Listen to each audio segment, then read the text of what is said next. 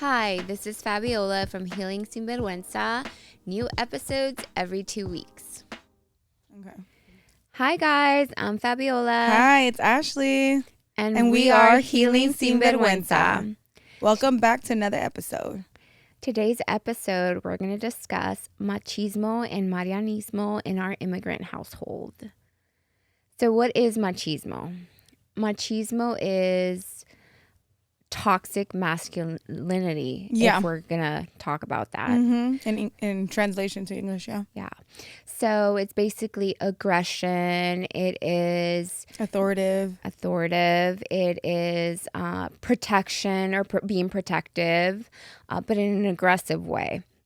It's also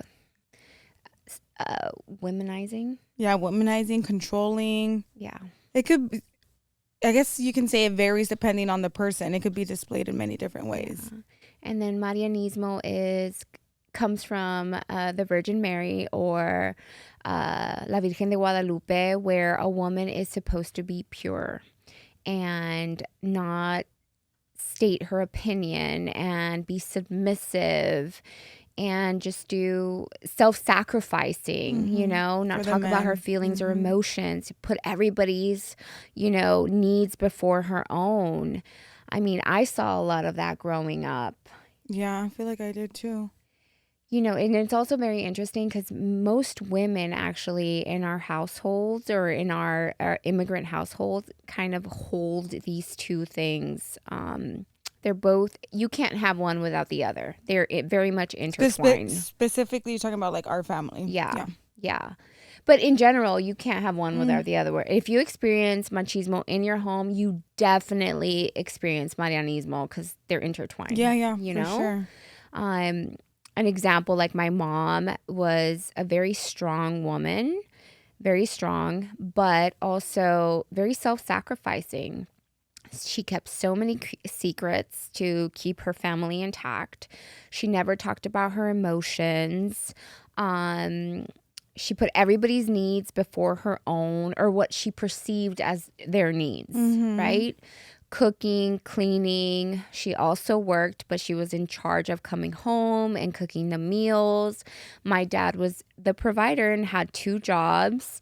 And he would come home and not do anything. Just come home from work. Yeah, sit on the couch, wait for my mom que le sirviera, give him his plate so he can get up and he can eat. Oh, I feel like that's very big in our family, even with, like I see my aunts and also with my cousins and stuff sometimes. It's, always serving the man. And I've talked about this before too, where my aunts, when I had brought a partner around and it's all time to eat, everyone's grabbing their own plate, specifically the women, and serving the men and making comments about me having to serve him. And if not, they would run and do it. Yeah. Yeah. I mean, I think that's very embedded in our culture, right? It's also part of tradition, right? I mean, I don't see a problem with masculinity. I don't either. We need that, but it also depends how it's displayed and what it means to them. How does it look for a specific person? Because it also could be something positive and healthy, but also very negative, depending on how they show it. Yeah. Well, and also masculinity and machismo are 2 very different things. They run together, but they're different. When I think of a masculine man, I think of a very secure man who knows what he wants, who's protective, who makes you feel safe. Is also a caballero that opens the doors and closes the doors and carries, the heavy items or the heavy bags. Like that's what I think of a masculine man, someone that makes me feel safe, right? Where I can be myself and come in with my emotions. But I think as machismo, sometimes when it's toxic, right? Because machismo is toxic, to be clear. Yes. When there is machismo, like, because you're avoidant to your feelings, because you have to be this strong macho que no siente nada, que no llora, los hombres no lloran. I remember my dad telling my little 4-year-old one time, no llore, mijo. Los hombres no lloran. And I like literally looked at my dad. I was like, Dad, that's not true. Don't tell him that. And he's like, no, no, no, es que los hombres no lloran. And And I'm he's a like, little yeah. 4-year-old. And I'm like, no, sí lloran. Sí lloran. Um, so that's what makes it toxic, because holding in your emotions as a man is also counterproductive. And it also, that's why there's a lot of stigma when it comes to mental health in the Latino household, specifically with men, and why no one wants to seek help or talk about it, because that's how they grew up. Don't cry, you're a man. Shut up and keep it pushing. Yeah. And that also leads to a lot of insecurity where the machismo comes out, because they're insecure. And how you were saying about what was it? What was the word? Like being masculine, right? It's different from machismo. And when you're masculine, you're secure with who you are. That's why it shows in a different way than when it's the machismo side, because you're very insecure. You don't want your woman to go out and do something without you, or picking a fight or something like that, because you're very insecure and you don't talk about anything. Yeah. It's so important. You know, that's why masculinity in itself is so important. With machismo, like we talked about, you suppress so many emotions, right? You don't talk about anything. And also, you're so disconnected from what you're feeling. No hay abrazos, no hay besos, you know, unless you're going to have intimacy, right? But abrazos y besos just because is something that's a foreign concept, because, you know, you're a man, right? But when you're masculine, right? Not toxic masculine, but when you're masculine, all that is just free flowing, where you can show up as your authentic self with boundaries. Just because you exhibit like masculine traits does not mean that you're going to let somebody walk all over you, right? And we don't have to like say bad words or have a fight about it. A man is going to say, hey, you know what? Really calmly, right? He's going to say, hey, I don't like that. That doesn't work for me. So it either is going to change or it's not. And if it doesn't, that's okay. That's a secure man, instead of a man throwing a tantrum and getting upset and trying to have control by devaluing their woman or making her feel less than. That's so unattractive. And I feel like in our culture, I did see a lot of that growing up. Yeah, me too. Like talking about the holding hands and like kissing. I feel like our family is very machismo. And I didn't, now that I'm thinking back, like with my grandparents or aunts and uncles, I didn't see that. Like at family parties or anything like that. I didn't really see any of that. Because it's deemed inappropriate in our Yeah. culture, That too. right? You don't do none of that in front of family. Even holding hands, there's a lot of shame with that. Yeah. Yeah, I mean, I think it takes a little, you know, a certain level of growth for you to be comfortable with that, and also comfortable with being connected with your feelings and your emotions.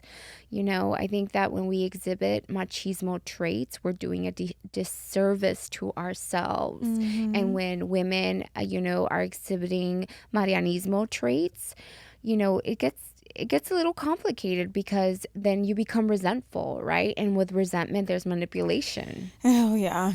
And so many problems just that keep piling up and piling up. Yeah. So, I mean, growing up, it has been tough, you know, I think to teach, you know, even my sons that it's okay to feel. It's okay to feel. It's okay to get emotional. You know, it's okay to have these uncomfortable feelings. Doesn't mean that you're weak. There is this like bad stigma with like showing emotion. It does not mean you're soft. You know, it just means that you know what you want and you're willing to talk about it, or you're willing to, you know, discuss what hurt your feelings, and you're not saying it in a demasculating way where you're like, oh my God, you hurt my feelings. You know, what you're saying is, hey, you know, that really bothered me. That comment that you made really bothered me, and I don't agree with it. And then that's how you create change. Yeah, like explaining, because sometimes people, what I've seen, whoever it is, that vice versa, whoever hurt any, like the other person's feelings, like you hurt my feelings, and the other person wants to understand why, but then the other person gets frustrated, like you should know why, like mind reader, like being a mind reader, which, you know, talking about it and explaining why goes so much further. Yeah, like the first time I saw my dad cry. I remember it was so emotional for me. I was, I took him to his doctor visit. My parents are much older. I'm the youngest of 9. So, I remember his doctor just asked him, like, how are you? Just a regular question, how are you?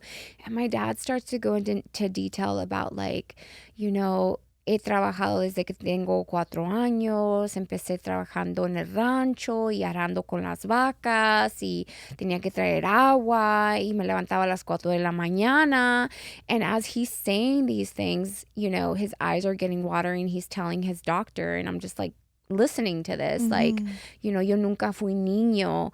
And I'm sure the physician was like, whoa, like, I'm not your how did we get therapist. here? Like, I never played. I've been working for since I was a little boy.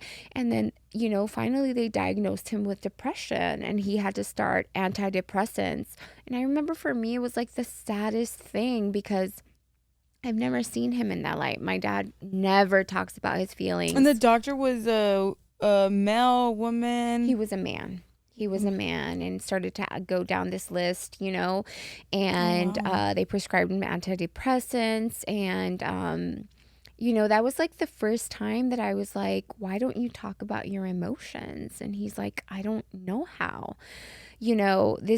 My dad was also, I remember we got in a car accident when I was 19 years old, and there was a bad car accident, and he got a diaphragmatic hernia because they hit the side of the car and we spun around, and I don't know if it was my elbow that hit him or something, but anyway, out of that car accident, he got a diaphragmatic hernia. Your lungs sits in your diaphragm, right? So he was in so much pain and did not tell anyone until it got incarcerated. Okay, and we had to Mm. rush him to the emergency room, but he wouldn't tell anyone that He he was was in in pain. pain for weeks. What? Okay, I 4 remember that weeks. because that was years ago, right? Yeah, it was a So I long remember I time was like ago. fairly Yeah. young and hearing about it, but wow, I didn't Yeah. know that part. Yeah, like, my dad's the type of guy that would not go to the doctors unless he was dying, Wow. you know? So it was just really sad to see him in that light, I think the machismo culture does not work for men. Like, it doesn't. It just creates depression. It makes you cope in different ways because you have to Mm-hmm. understand you're keeping all these emotions inside. It's okay to feel. It's okay to be angry. It's okay to be mad. It's okay to feel annoyed. What's not okay is being disrespectful, obviously. But, Mm-hmm. finding a way to articulate these feelings so then you're not coping some other way. Yeah. Whether it's alcohol, drugs, Yeah, women, that makes me think about how in our culture, there's a lot of um addiction with different substances, alcohol, and since they don't, uncles or certain people don't talk about anything. It's like when they're drinking, you're a family party, and then an argument is happening in the corner. It's because they had a few sips, and that's when they feel like it's time to let it go, yeah, let it all out, which causes even more issues yeah, and a lot of resentment. yeah. And also, like, Marianismo does not work for us either. Like, you know, we are supposed to be the head of our family, right? Like the women, like the men is the protector, the provider, right? Mm-hmm. In our machismo culture, right? But like in Marianismo, we are the roots, right? We are the tree, right? And also when it comes to like parenting, right? The woman usually makes all the choices and the decisions, and then the dad will come in when he is needed, but he's not really present. Mm-mm. If you think about it, who would do like most of the discipline for you? Honestly, well, my mom was there more because my dad was always worried. She would pick us up from Yeah. school, take us to our activities. So mostly her. And if we didn't listen to her, or we would continue on when my dad would get home or when he was available, she would go and like let him know what we were doing. But it was mostly my mom. Yeah. And then your dad would come in when it was like she couldn't take Yes, it anymore exactly. and like you've done it 2 or 3 times, Mm-hmm. right? Yeah. Yeah. Instead of like the father taking an active role on how we're raising the kids or how we're, dealing with the consequences of the punishment or Mm-hmm. whatever it is, right? So it's all this pressure for this woman to be perfect, and we're not perfect, right? No Mm-mm. one's perfect. And I think another thing that makes me think about is with that the older generation of having that specific lifestyle of cooking and cleaning and catering specific like just to the family is like losing their sense of identity. Yeah, because it's enmeshed, Mm-hmm. or it's part of our identity. I know that my mom, a constant theme with my mom is like, trabajas bien mucho. Like, cuando te van a ver los niños, estás trabaje y trabaje. Yes, I do have a lot of projects going on, but I'm very active in their life, And she's like, you know, tienes que estar allí, tú eres la mujer. And I'm like, Mom, this is like gender roles, Mm-hmm. right? I can be a strong, sophisticated, goal centered woman, and work hard and still be 100% loving and nurturing and present And for my present. Mm-hmm. children. Yeah. I think, but I will go back. Like sometimes I do look at my kids because I had a stay at home mom, and I'll look at them and I'll be like, I wish I was a stay at home mom.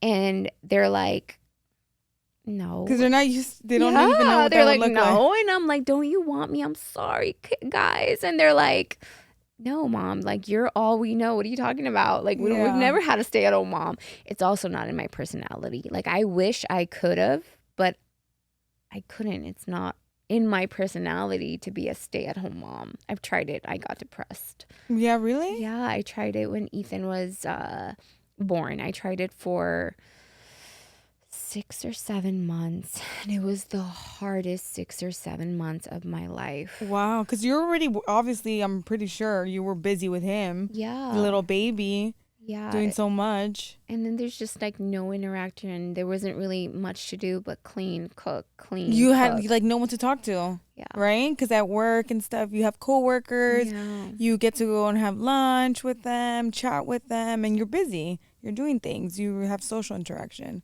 Yeah.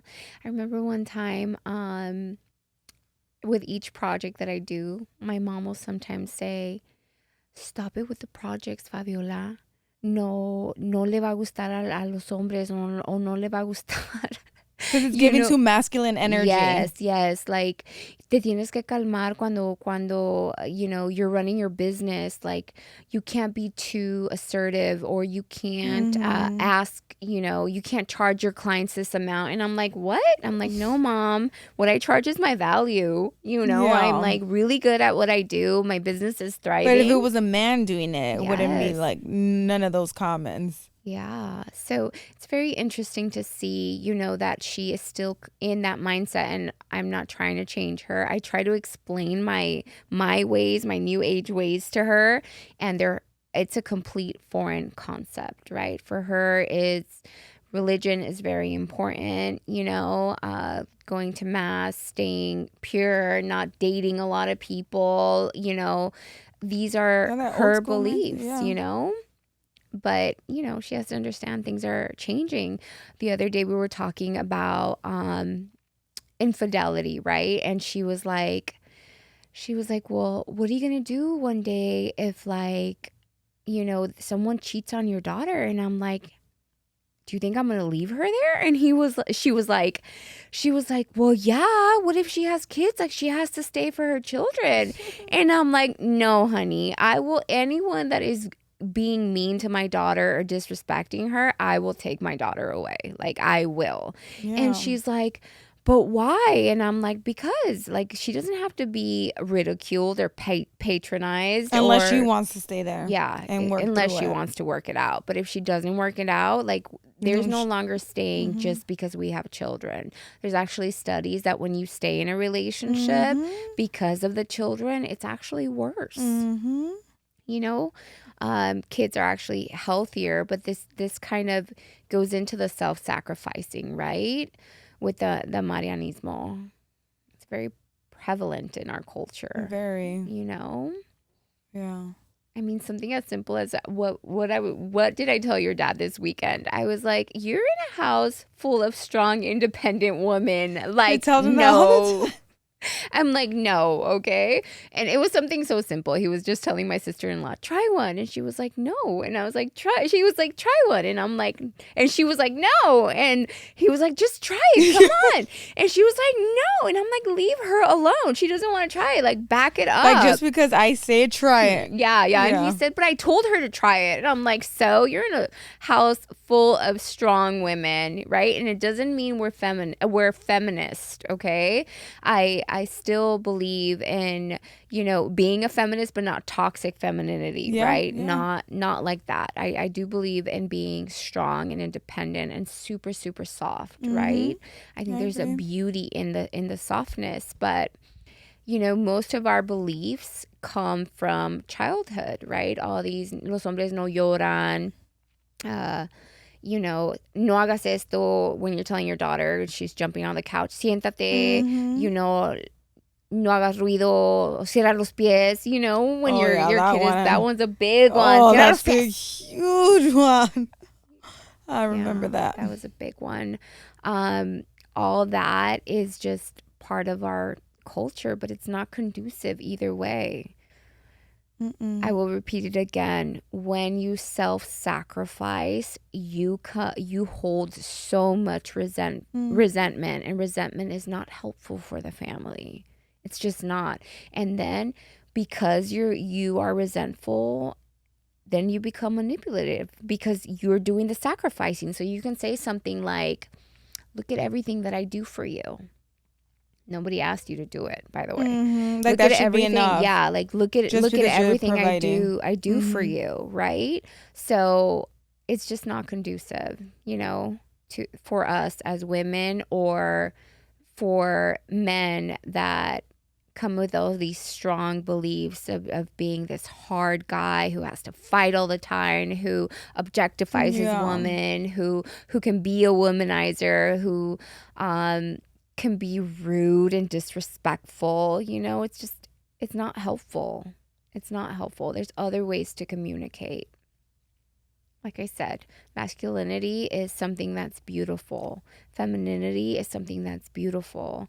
But the other two are just toxic. Yeah, and I'm pretty sure guys who display that machismo, like have that machismo, those traits, that's also very sad for them because they're not living their, I would say, like authentic selves because it's what they grew up seeing and what they think is correct. But then I'm pretty sure they sit back with their thoughts like, why am I like this? But a lot of people have those thoughts like, why do I do this? But you can continue to do it and continue to do it, knowing that it's damaging. But once you're in that routine patterns, you do things without realizing. Yeah, and these beliefs are so deep rooted. Same thing with Mm-hmm. being like, gay or being a lesbian. Like, as long as they're not bothering you, they could be whatever they want to be.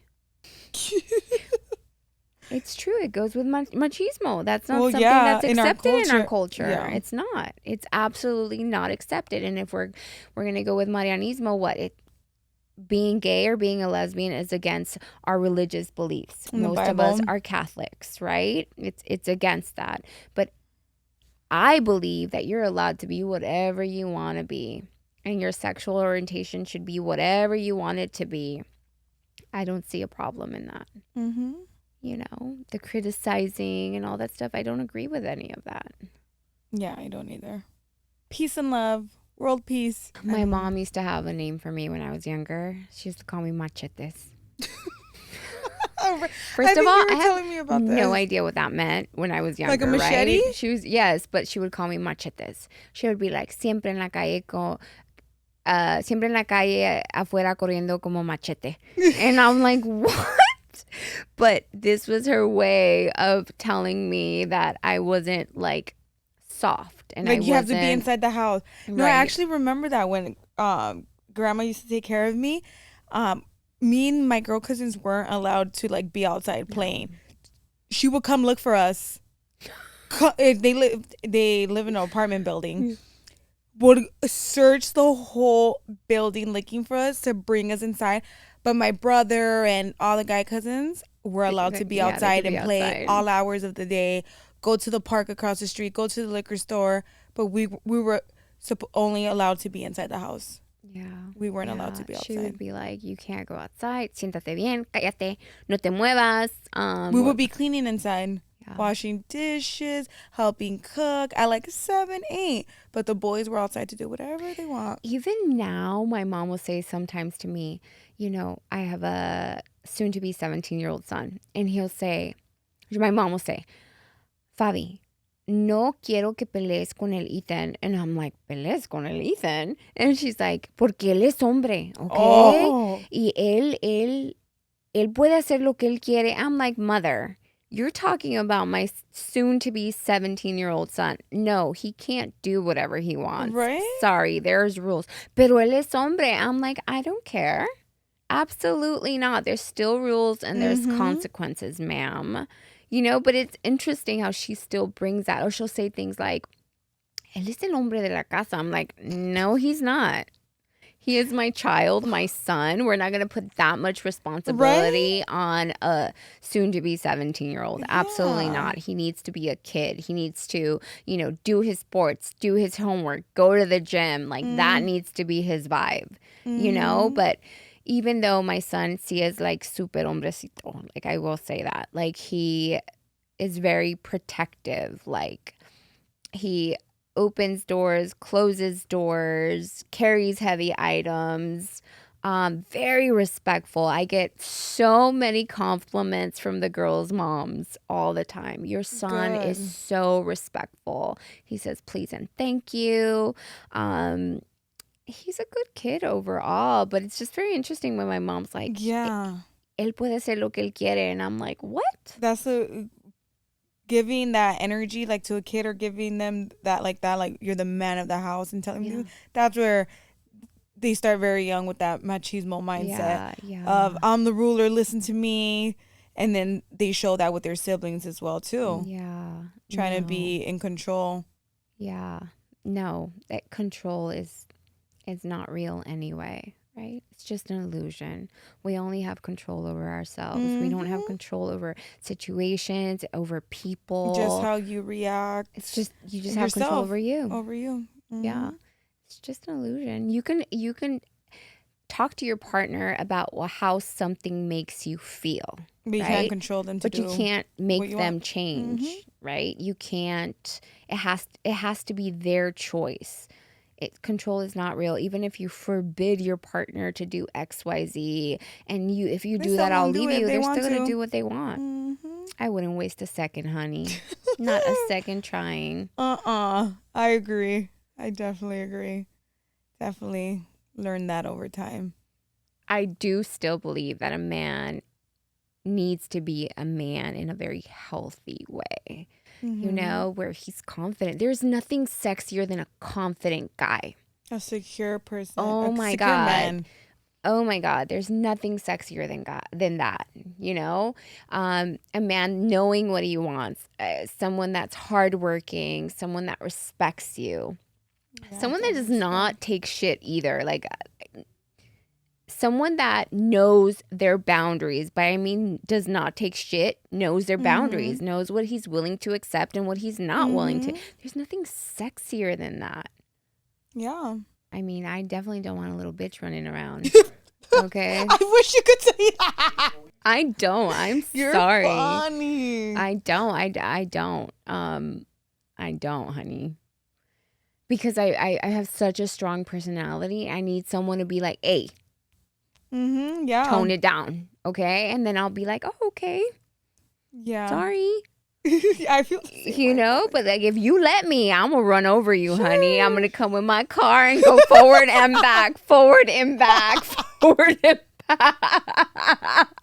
Yeah, she sure is. Oh, that's I funny. swear to God. When someone's insecure, doesn't have Give me boundaries, they're not examples gonna of let you have insecurity. Give me boundaries. examples of insecurity. You can't go to the bar with your friends Yeah. unless I go. Or you can't travel without me. Mm-hmm. What else? Oh, you're gonna wear that to go to the grocery store? Oh, you're gonna wear that to go to my friend's birthday dinner with me? I feel like in the older culture, like I heard those things in our family, Mm-hmm. like the men like making Go opinions. change. Go Yeah, like change. go change, certain things. Yeah, yeah. Yeah. And also, like, Iron my clothes. yeah. And also it's tough, like, when you're a strong woman, but you're also soft. Like, it's tough to let someone lead you. Oh yeah, I feel like I've seen that displayed in myself a lot because I'm strong, and obviously I want to be soft and like like let me just like live in let me be a girl. But sometimes it's rough out here because these guys don't know how to display that where they bring that out of you. They just want to bring out the toughness. Yeah. Mm-hmm. I mean, I feel like when a guy allows you to come to him with your issues or your problems or your Makes it a situation, safe it makes space. it a safe space where you're not criticized, judged, or he's trying to fix your problem, right? Like, I do want you to help me fix it, but maybe not in that And they moment. don't have to understand either why you feel a certain way, but try to. They don't have to, but try to understand and like pick your brain. Like, why? What made you feel that way? How can I? What can I do to make you feel better or help the situation? Little things like that. Communication in certain words really do go a long way. Yeah, they really do. I mean, I think all those things are really important, but telling you what to do and what not to do, I think that if there's insecurities, like, okay, tell me why, what about me going to the bar with my friends makes you hesitant for me to go? And he's probably going to say something like, there's going to be other guys there, and that makes me feel insecure. And then you guys can come to agreement. Okay, you know what? If that makes you insecure, or if that's going to upset you, or it makes you hesitant, maybe you don't want to use the word insecure because then you feel like soft or weak or whatever. So let's use the word hesitant, right? It makes me hesitant to be okay with you going. Then your girlfriend could say something, or your wife or whoever can say something like, "Then why don't you come with us?" Right?